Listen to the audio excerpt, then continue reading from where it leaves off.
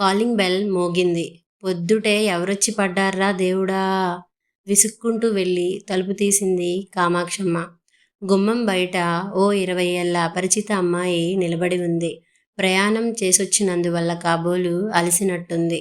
ఆమె చేతిలోని suit case చూసేసరికి కామాక్షమ్మ గుండె జల్లుమంది. ఎవరు కావాలి? మీరే, అనంతయ్య గారిల్లు ఇదే కదండీ! నువ్వెక్కడి నుంచొచ్చావు? ఎదురు ప్రశ్న వేసింది. మాది నరసాపురం అండి. నా పేరు లావణ్య. సుబ్బారాయుడు గారు పంపించారు. నాకిక్కడ ఇంటర్వ్యూ ఉంది. తెలిసిన వాళ్ళు ఎవరూ లేరు. అందుకని మీ ఇంట్లో ఉండి. రామ్మా రా, ఇది ఇల్లు కాదు సత్రంలే అంది కామాక్షమ్మ ముఖం చిట్లించి. ఇబ్బందిగా ముఖం పెట్టి చూస్తూ ఇంట్లో అడుగుపెట్టింది లావణ్య. ఒరే అబ్బాయ్, లేవరా, చుట్టాలొచ్చారు, లేలే. గదిలో నిద్రపోతున్న కొడుకును లేపింది. ఉండమ్మా, ఇంత పొద్దున్నే లేపుతావేంటి? అప్పుడే 7 అయిందిరా, మనింటికి చుట్టాలమ్మాయి వచ్చింది, లే మరి అంటూ కప్పుకున్న దుప్పటి విసురుగా లాగేసింది. అమ్మాయి అన్న పదం చెవిన పడటంతో గబుక్కున మంచం మించి లేచాడు. గబగబా తలదువ్వుకుని ముందు గదిలోకి వచ్చాడు. కుర్చీలో బెరుగ్గా కూర్చొనుంది లావణ్య. ఆమెను చూడగానే మంచులో తడిసిన మల్లెమొగ్గ గుర్తొచ్చింది. హాయ్ అన్నాడు ఉత్సాహంగా. నా పేరు లావణ్య. నరసాపురం నుంచి ఇంటర్వ్యూ కోసం ఇక్కడికి వచ్చాను అంది. వెల్కమ్ టు హైటెక్ సిటీ. నా పేరు భాస్కర్. బ్యాంక్లో పనిచేస్తున్నాను. ప్రయాణం వల్ల అలసినట్టున్నారు. నా రూమ్లోకి వెళ్ళి కాసేపు పడుకోండి. మీ ఇల్లే అనుకుని ఫ్రీగా ఫీల్ అవ్వండి. థ్యాంక్ యూ అందామె. గదిలోకి వెళ్ళింది. పుస్తకాలు, పేపర్లు, దుస్తులు చెల్లాచెదురుగా పడి ఉన్నాయి.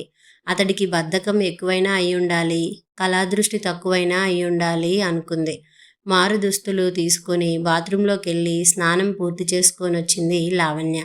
పక్క గదిలో నిద్రపోతున్న కూతురిని ఒక్కటేసి లేవే అని కసిరింది కామాక్షమ్మ.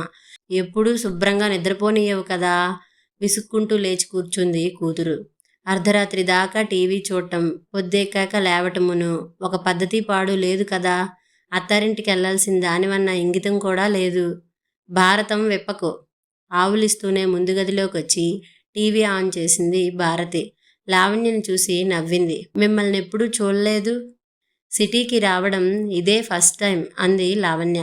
ఇంతలో కాయగూరల సంచితో వచ్చారు అనంతయ్య. ఎవరి అమ్మాయి? లక్ష్మీదేవిలా ఉంది అని అడిగారు లావణ్యని చూసి.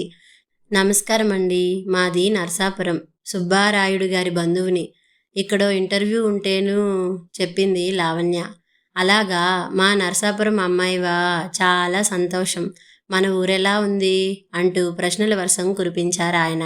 కబుర్లు తర్వాత, ముందా కాయగూరలు ఇలా పెట్టరండి అంది కామాక్షమ్మ. కూరల సంచి ఇచ్చి వచ్చారు ఆయన. మేము నరసాపురం రావాలనుకుంటున్నాం. వారం 10 రోజుల్లో వస్తాం అన్నారు ఆయన. ఏం పని మావయ్య గారు? ఆ పిలుపుకి ఉలిక్కిపడి చూశారు. అంతలోనే సర్దుకుని అన్నారు. మా అబ్బాయికో పెళ్లి సంబంధం వచ్చిందమ్మా. మీ సుబ్బారాయుడే తీసుకొచ్చాడు. మల్లవరం అని నీకు తెలిసే ఉంటుంది. ఆ ఊరి సంబంధం. పెళ్లి చూపులకెళ్ళాలి. ఇక్కడెవరూ నచ్చక పల్లెటూరు మొద్దును తీసుకొచ్చి మా అన్నయ్యకి కట్టబెడతారట చిన్నగా నవ్వుతూ అంది భారతి. లావణ్య వదనం కొంచెంగా నల్లబడింది.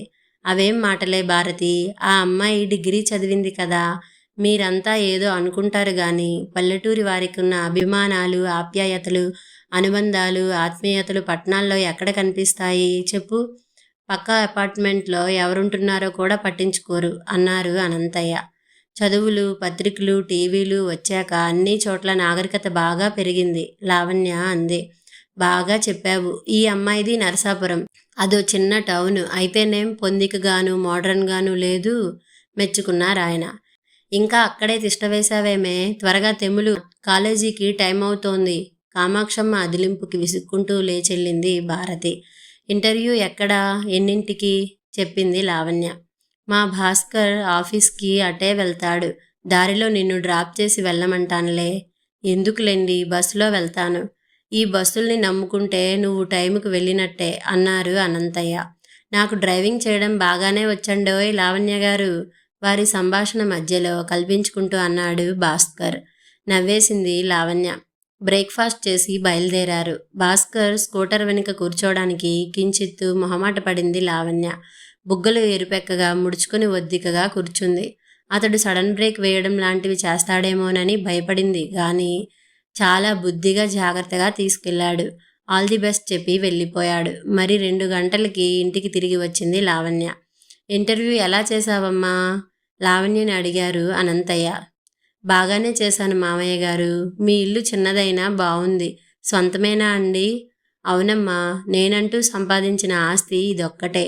ఎప్పుడో 20 ఏళ్ల క్రితం గనుక ఇంత స్థలం కొని ఈ మాత్రపు ఇల్లు కట్టగలిగాను. ఇప్పుడు ఈ ఏరియాలో గజం 4,000 దాకా పలుకుతోందమ్మాయ్. చక్కని నిర్ణయం. చక్కని ఇన్వెస్ట్మెంట్. మీ ముందు చూపుకి జోహార్లు మామయ్య గారు. ఉబ్బితబ్బిబ్బయ్యారాయన. అప్పట్లో భార్య పోరు పడలేక ఊరవతల స్థలం కొని చిన్న ఇల్లు కట్టారు. అనుకోకుండా నగరం ఇబ్బడి ముబ్బడిగా పెరగటంతో అది బిజీ సెంటర్ అయ్యింది. ఇంటి చుట్టూ చక్కని స్థలం ఉంది. ఇంటి ముందు పూల మొక్కలు నాటితే చాలా బాగుంటుంది. పెరట్లో కాయగూరలు పండించొచ్చు. రిటైర్ అయ్యారు గనుక మీకు కాలక్షేపంగా ఉంటుంది. ఎక్సర్సైజ్ చేసినట్టు ఉంటుంది. ఇంటికి అందము వస్తుంది. అదనపు ఆదాయము చేకూరుతుంది. బుర్ర గోక్కున్నారాయన. మా బాగా చెప్పావు. నా ఆయుష్ కూడా పోసుకుని 100 ఏళ్ళు చల్లగా వర్ధిల్లు. కూరలు ఊసెత్తితే చాలు గుండెల్లో దడ పుట్టుకొస్తోంది. అంతగా పెరిగిపోయాయి ధరలు. అమ్మాయి చెప్పినట్టు చెయ్యండి అంది కామాక్షమ్మ. చూద్దాం అన్నారాయన. చూద్దాం కాదు మామయ్య గారు, చేస్తాం అనండి అంది లావణ్య. గటికురాలివే అంటూ నవ్వేశారాయన. భాస్కర్ గదిని నీటిగా సర్దింది లావణ్య. పిమ్మట కామాక్షమ్మతో కలిసి భోంచేస్తూ భారతికి సంబంధాలు చూస్తున్నారా అడిగింది. చెట్టంత ఎదిగి కూర్చుంది. చూడకపోతే ఎలా చెప్పు? దానికేమో గంపెడు కోర్కెలు. మంచం ఉన్నంత వరకే కాళ్ళు చాపుకోవాలంటే వినదు. గొప్ప గొప్ప సంబంధాలు కావాలంటే సంచులతో డబ్బు కుమ్మరించొద్దు. అవునవును, ఈ రోజుల్లో పెళ్ళి అంటే 3 ముళ్ళు 6 అడుగులు, వేల లాంఛనాలు, లక్షల కట్నాలను. బాగా చెప్పావు. మా కాలంలో మరీ ఇంత దాహం ఉండేది కాదు అని ఇంకేదో అనబోయి వెంటనే కొడుకు పెళ్లి సంగతి గుర్తొచ్చి మిన్నకుండిపోయింది కామాక్షమ్మ. ఆ సంగతి ఇట్టే గ్రహించి లోలోపల నవ్వుకుంది లావణ్య.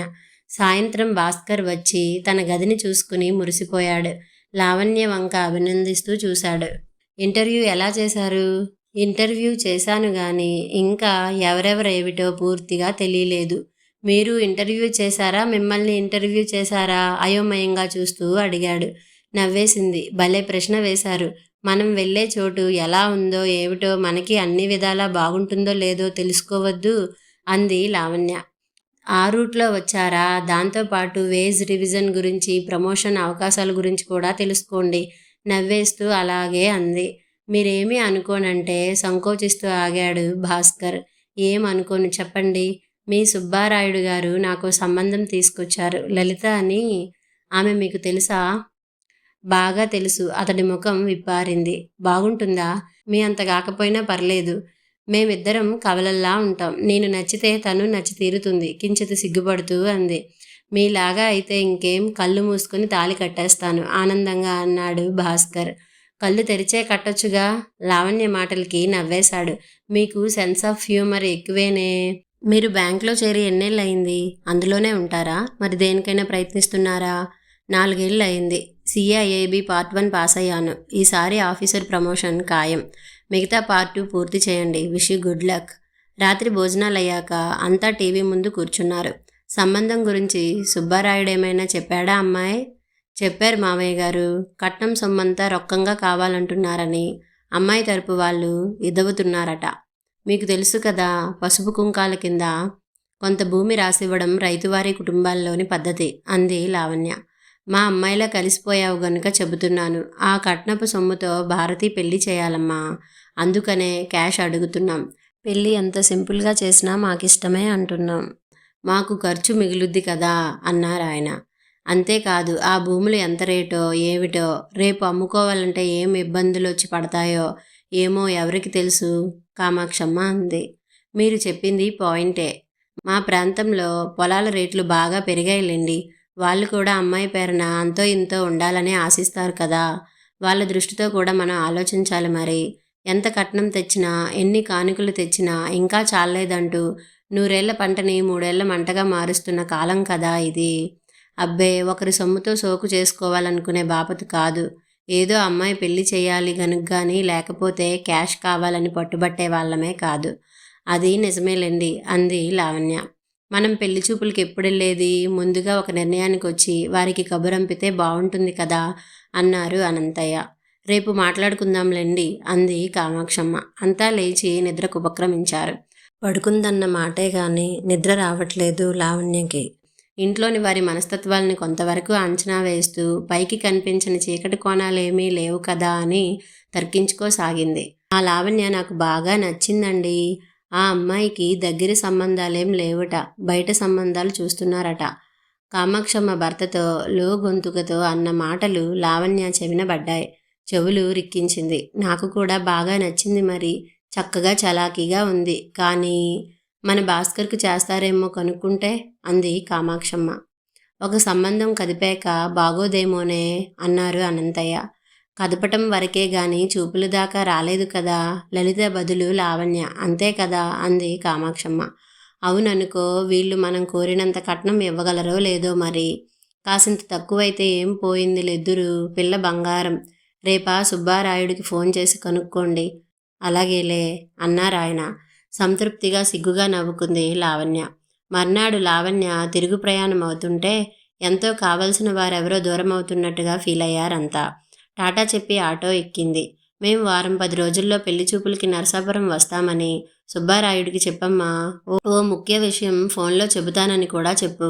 పెళ్లి చూపులంటే అబ్బాయి అమ్మాయిని చూసి ఓకే చేయడం కాదు. అమ్మాయి అబ్బాయి వాళ్ళ ఇల్లు చూసి, ఇంట్లో వాళ్ళని చూసి ఓకే చేయాలి. ఏమంటారు మామయ్య గారు అంది లావణ్య.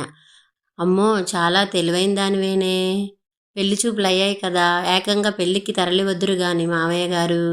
అదేమిటి బుర్రగోక్కున్నారు అనంతయ్య. ఆటో కదులుతోంటే అంది. నేను ఇంటర్వ్యూకి రాలేదు, పెళ్లి చూపులకు వచ్చాను. నా పేరు లావణ్య కాదు, లలిత. కథ సమాప్తం.